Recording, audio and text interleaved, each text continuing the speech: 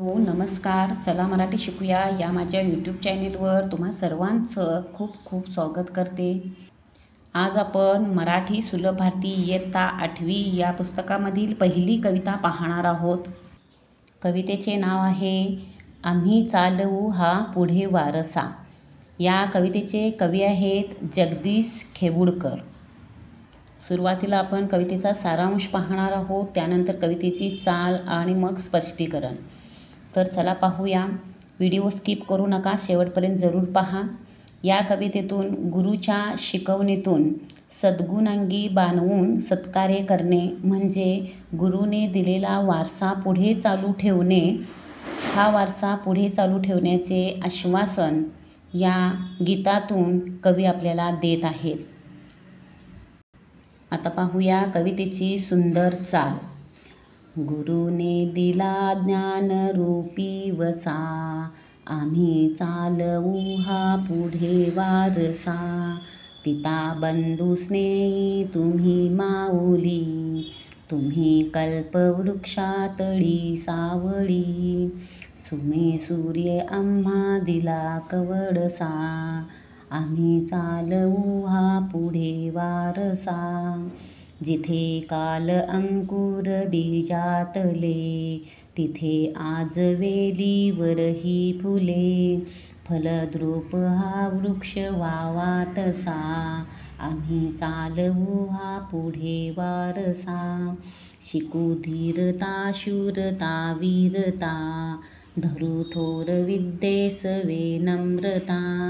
मनी ध्यास हा एक लागो असा, आम्ही चालवू हा पुढे वारसा. जरी दुष्ट कोणी करू शासन, गुणी सज्जनांचे करू पालन. मनी मानसी हाच आहे ठसा, आम्ही चालवू हा पुढे वारसा. तुझी त्याग सेवा फळाये असी, तुझी कीर्ती राहील दाही दिशी. अगा पुण्यवंता भल्या मानसा, आम्ही चालवू हा पुढे वारसा. पहा, आता आपण कवितेचे स्पष्टीकरण पाहूया. पहा, इथे आपल्याला 3 चित्र दिलेली आहेत. तर या चित्रावरून सुद्धा आपल्याला समजतं की ही पूर्वीची पद्धत की गुरु आपल्याला ज्ञान द्यायचे आणि विद्यार्थी ते ज्ञान आत्मसात करायचे. त्यानंतर ही आहे दुसरी पद्धत. तर पहा, इथे आहे शालेय पद्धत, जे गुरु आपल्याला फळ्यावर शिकवून ज्ञान देत आहेत आणि मुले हे ज्ञान आत्मसात करत आहेत. त्यानंतर कोरोनामुळे ही पद्धत आली, म्हणजेच याला ऑनलाईन पद्धत म्हणतात. तर गुरु आपले ऑनलाईनद्वारे ज्ञान देत आहेत आणि विद्यार्थी मोबाईलवर किंवा टी व्हीवर स्क्रीनवर हे ज्ञान आत्मसात करत आहेत. तर असे चित्रामधून आपल्याला शिकायला मिळालेच. तर प्रत्यक्षात प्रत्येक ओळीचे आपण स्पष्टीकरण पाहूया. गुरुने दिला ज्ञानरूपी वसा, आम्ही चालवू हा पुढे वारसा. पहा या 2 ओळीचा अर्थ सुरुवातीला. तर गुरु म्हणजे काय? जे आपल्याहून मोठे व्यक्ती आहेत, म्हणजेच आपले शाळेतील शिक्षक किंवा आपले आईवडील जे आपल्याला ज्ञान देतात. वसा म्हणजे वृत्त, जे आपल्याला ज्ञान रूपी वसा दिला जातो, तो आम्हालाच पुढे चालवायचा आहे. तर कोणतीही इच्छा पूर्ण करणारा जो वृक्ष असतो त्याला कल्पवृक्ष असे म्हणतात. त्याच कल्पवृक्षाप्रमाणे गुरु आपले असतात आणि जे गुरु आपल्याला जे ज्ञान देतात ते ज्ञान आपण पुढे वारसारूपी चालवत असतो. पिता बंधू स्नेही तुम्ही माऊली, तुम्ही कल्पवृक्षातळी सावली. तुम्ही सूर्य आम्हा दिला कवडसा. आता कवडसा म्हणजे काय? प्रकाशाचा किरण, प्रकाशाचा झोत. पहा, सूर्य जसा आपल्याला प्रकाश देतो, प्रकाशाचे किरण आपल्यापर्यंत पोचवतो, त्याचप्रमाणे गुरूंचे ज्ञान आपल्यापर्यंत पोचत असते. गुरु आपल्याला पिता, बंधू, स्नेही, माऊली या रूपात आढळत असतात आणि यांनी जो दिलेला वसा असतो, यांनी जो दिलेले जे व्रत असते ते व्रत वृक्ष कल्पवृक्षाप्रमाणे असते. कल्पवृक्ष जसा आपल्याला सावली देतो तसेच गुरु आपल्याला ज्ञान देत असतात आणि हे गुरुने दिलेले ज्ञान या कल्पवृक्षाप्रमाणे सावली देत असतात. जिथे काल अंकुर बीजातले, तिथे आज वेलीवरही फुले, फलद्रुप हा वृक्ष व्हावा तसा. पहा आता इथे काय सांगितलेले आहे की जेव्हा आपण एखादं बीज पेरतो, ते बीज अंकुरते आणि त्या बीजामधून छोटीशी वेल निर्माण होते. त्या वेलीवर फुले येतात, फळे येतात आणि नंतर त्याचे मोठ्या वृक्षात रूपांतर होतं.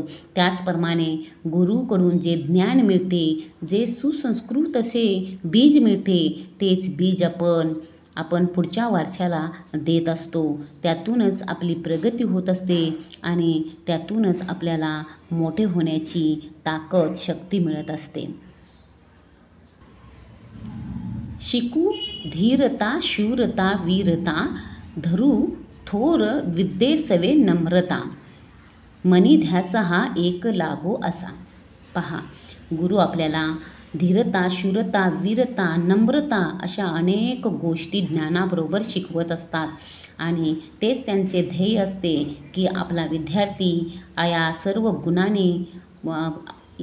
गुणांनी परिपूर्ण व्हावा आणि मोठा होऊन थोर विद्या मिळवावी अशी गुरुची इच्छा असते आणि तोच मनात एक ध्यास लागलेला असतो की आपला विद्यार्थी या गुणांनी परिपूर्ण झाला पाहिजे. जरी दुष्ट कोणी करू शासन, गुणी सज्जनांचे करू पालन, मनी मानसी हाच आहे ठसा. तर पहा, जो कोणी दुष्ट आहे, जो शासन करतो म्हणजे जो अन्याय करतो, तर त्या अन्यायाविरुद्ध वागायला शिकवले जाते किंवा गुणी सज्जनांचे पालन करण्यासाठी सुद्धा आपल्याला गुरुकडूनच शिकवण मिळते. म्हणजेच अन्याय करणाऱ्याला धडा शिकवला पाहिजे आणि गुणी सज्जनांचे जे चांगल्या गुणांचे पालन करायला पाहिजेत असे मानसी गुण हे आपल्या गुरुकडूनच शिकायला मिळतात. असा हा ठसा बालमनावरच गुरु आपले करत असतात. तुझी त्याग सेवा फळा ये अशी, तुझी कीर्ती राहील दाही दिशी, अगा पुण्यवंता भल्या मानसा. पहा, गुरुकडून आपल्याला वेगवेगळ्या प्रकारचे ज्ञान मिळतेच, पण त्यामध्ये त्यांचा त्याग असतो, सेवा असते आणि ही फळाला आली की त्या गुरुने घडवलेले विद्यार्थी कीर्तिवंत होतात.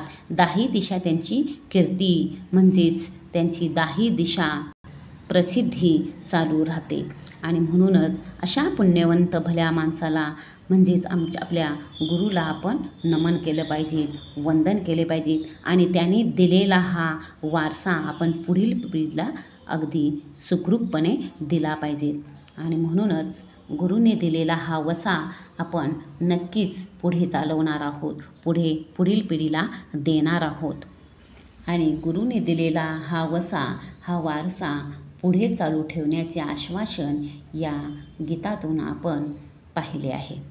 त्याचप्रमाणे तुम्हीही तुमच्या गुरुकडून खूप ज्ञान घ्या आणि हे ज्ञान नक्कीच पुढील पिढीला द्या. तर ही सुंदर कविता आपल्याला कशी वाटली आपल्या कमेंट जरूर कळवा आणि अशाच सर्व प्रकारचे व्हिडिओ मराठीतून पाहण्यासाठी चला मराठी शिकूया या माझ्या चॅनेलला सर्च करा आणि लाईक, शेअर, सबस्क्राईब अवश्य करा. व्हिडिओ पाहिलात खूप खूप धन्यवाद.